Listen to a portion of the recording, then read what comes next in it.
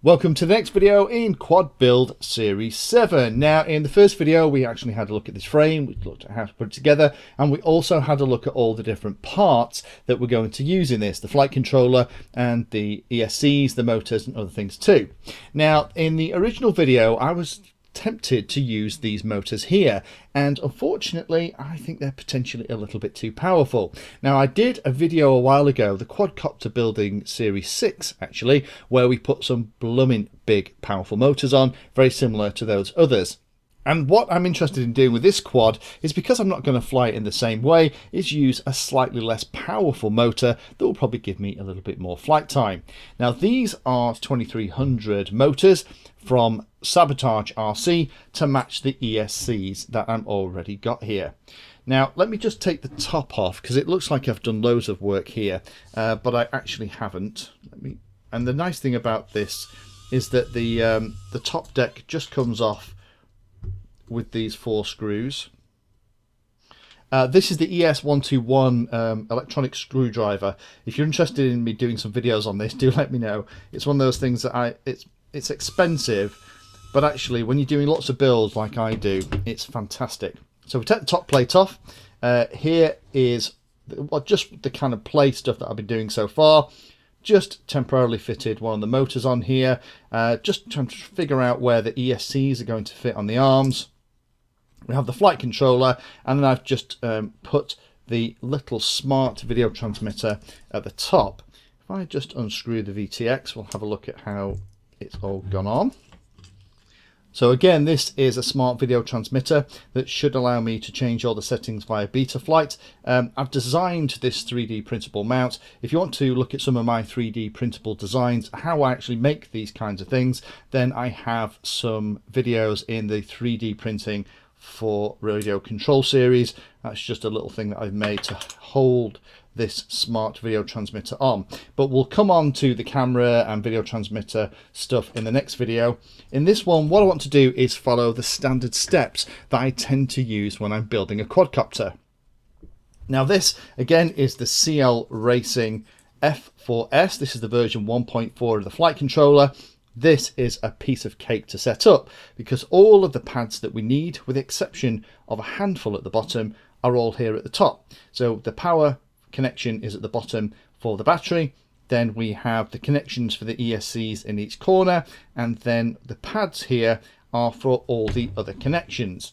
Now, if you take a picture of the CL Racing F4 cover, if you use that QR code, it'll take you onto the manual. The manual itself is very straightforward, because this is one of those boards that has the power distribution, it has all the power regulation and everything in it. It's a piece of cake to set up. But let me very quickly show you the process that we're going to go through to build this thing out. And again, this process isn't specific to this model, it's the process that I use no matter what I'm building. So the first thing you need to do is, before we solder anything at all onto this little flight controller, is just plug it into the computer with Betaflight and make sure that it's working. Most suppliers will not return a flight controller that's got blobs of solder on it. So the best thing to do is check it straight out the packet, and if it's not behaving, immediately get back onto the supplier and get it RMA'd, get a new one. If you find that it works at this stage and then something goes wrong later on, then you know it's probably something you've done and you can check your soldering. So I've plugged this into Betaflight, and I'm pleased to say that it works beautifully.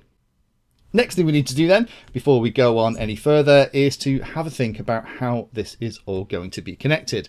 Again, the really nice thing is it's a piece of cake to put this thing together. So we're going to add several things onto this flight controller. Well, obviously in this video we'll install the power system, but then we're going to install the receiver, we're going to install the camera, and we're also going to install the FX877T smart video transmitter.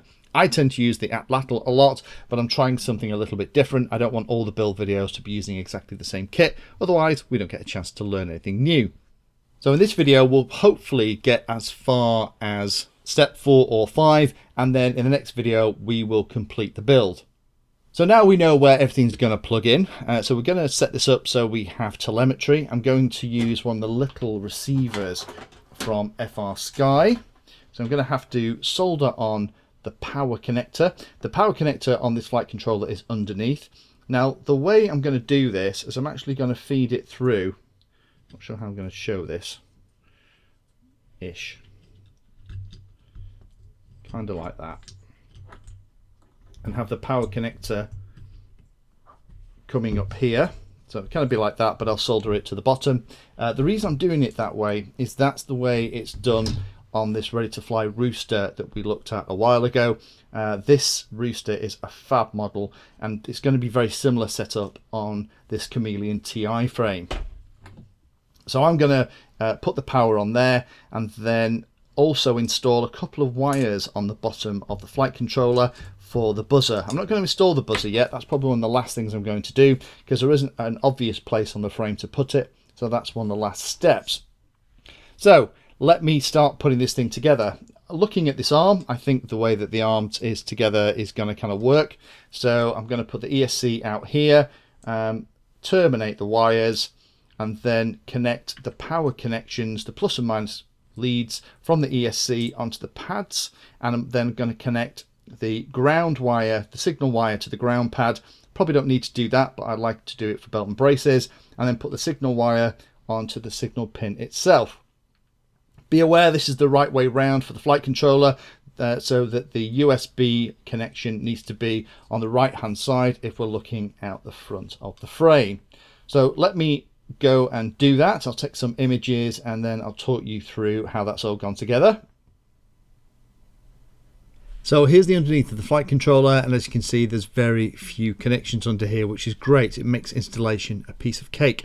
The only two that we're interested in are at the bottom. They are the battery minus and the battery plus connectors. That's where I'm going to have to solder my flying lead with the XT60 connector on it for the battery, and on the left hand side that BB plus and BB minus are the two pads that I'm going to connect up the wires that are going to go to a buzzer. Now I could use, with this being D-Shot capable ESCs, the beep function of those, but I personally prefer a separate beeper if there's room on the frame.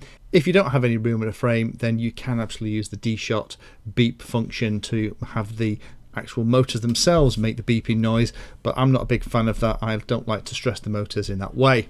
So the first thing to do then is going to be put a nice blob of solder onto those contacts that I'm about to use.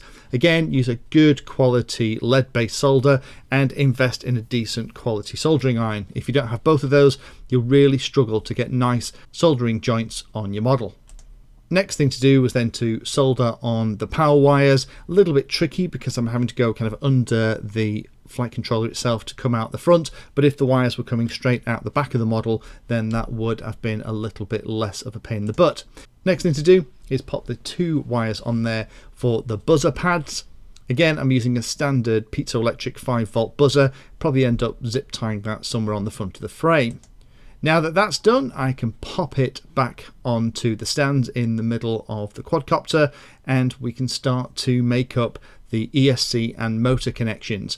Now I tend to just mark on the individual wires that I'm using here with a Sharpie pen. The silver and gold Sharpies are brilliant for things like this, because the way I tend to do it is make a little production line. So what I do is get all of the ESCs. Again, these are the Sabotage RC.com ESCs that I'm using here, and then cut all the wires to length, make sure they're identical so each arm is going to be the same. Then it's a case of spending a bit of time putting a blob of solder on each of the ESCs and also tinning the wires on the motor as well.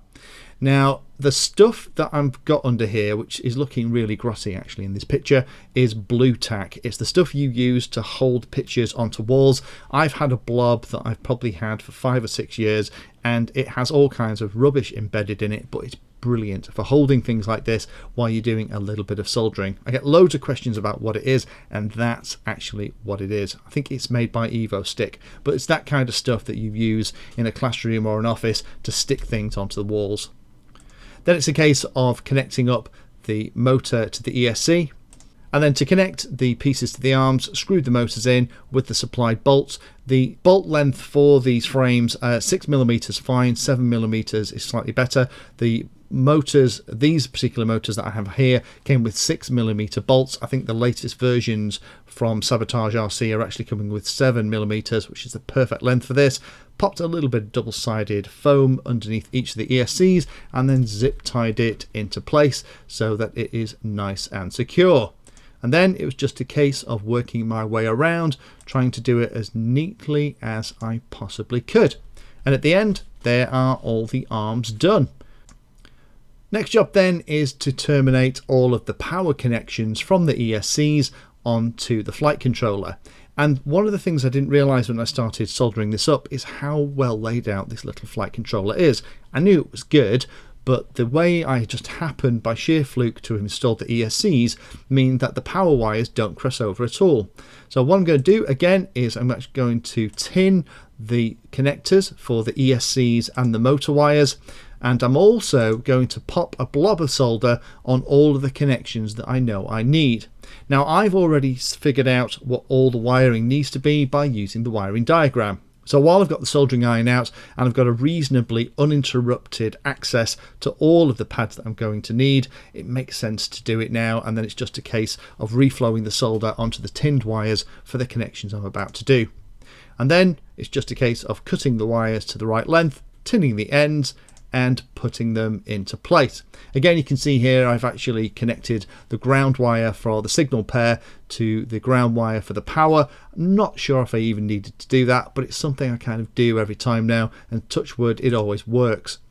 So then it's a case of working my way around, trying to be as neat as I possibly can, giving myself a little bit of room. You don't want the cables going onto the flight controller to be taut, because that will transfer vibration for the frame into the flight controller, which kind of defeats the point of having all the anti-vibration grommets on their sides. And then once I've got them all together, it looks like that. Last job then is to install the receiver, and we'll set that up at the last part of this video before we go on to the next one. I'm using one of these RXSRs, and this will provide the S-bus out and also allow me to do the telemetry as well. So all I'm going to do here is I'm going to install it at the back. I'm going to pop a little bit of heat shrink around it, just because unfortunately FrSky for some reason don't seem to want to put heat shrink around stuff at the moment, and I don't like having that kind of stuff near a frame, particularly if there's a chance of it rubbing and something shorting.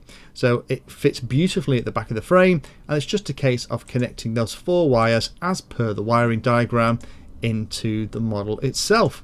And once it's done, then it looks like that.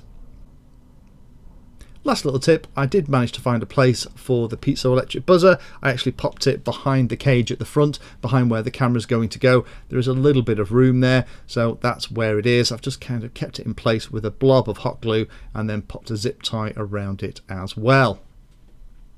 Last thing we'll do in this video is let's just set up the receiver in Betaflight, make sure that's all working. I've not used the RXSR before, such a dinky little receiver, and it's going to leave me loads of space in here to pop the video transmitter and other bits and pieces in the next video. Now the cool thing is when you plug the CO Racing F4S into the USB connector, it will pass that 5 volts onto the receiver, so you don't need to plug in the battery to get everything to work. If you go into the ports menu, make sure UART1 is selected as serial, then go into configuration and scroll down and then make sure that you have a serial based receiver selected, and then it's S-bus, and then if you click on the receiver tab, then you should find that the receiver is working beautifully. Now of course my mapping's slightly wrong here, so I've had to change that around, and then the last job is to then start going through the standard Betaflight setting and making sure that everything is working fine. So now at the end of this video, we can actually just test that the motors are going to work. I'm confident that everything is wired up. I have done the test here where I've actually popped an ohm meter across the main battery terminals at the back of the model. I've got my arming switch set up, some my mode switches set up. I haven't got my props installed, so if I flick the arming switch, all the motors start to run beautifully. 2 of them are going to be going in the wrong direction because each of the arms has been set up the right way. It appears to be the front left and the back right motor that's going in the wrong direction. I'll need to connect up to BL Heli Suite and just reverse those 2 motors, and then we can continue in the next video. So join me in the next video, where what we'll do is we'll carry on from this. We could actually go out and fly this. If we put props on this and put the top deck on, then you know what? This is a quadcopter that's built ready to rock and roll. But in the next video, first of all, we'll install the camera. We'll also install the smart video transmitter, and we'll go through the rest of the setup, and we'll have a play with accessing the camera's on-screen display through the Betaflight pads and look at those extra little features as well. So join me in the next video for the last pieces here to do the setup on this frame. Thank you for sticking with the video so far. And again, I'll put links to all the pieces that I'm using in the description if you want to follow along with this build. If you found that video useful or like the content, then please hit the like and subscribe button down below. If you want to go the extra step, you can become a Patreon of the Painless 360 channel and help provide support for what I do here. All the videos created here are put into playlists, so if you're interested in a particular topic, have a look at the playlist, and they all are organised in there to make them easier to use. If you're not sure if there's a video for your particular problem or topic you want to know more about, then add Painless 360 to the Google search term that you're interested in, and that should find the video, article or content about the particular thing that you're interested in having a look at.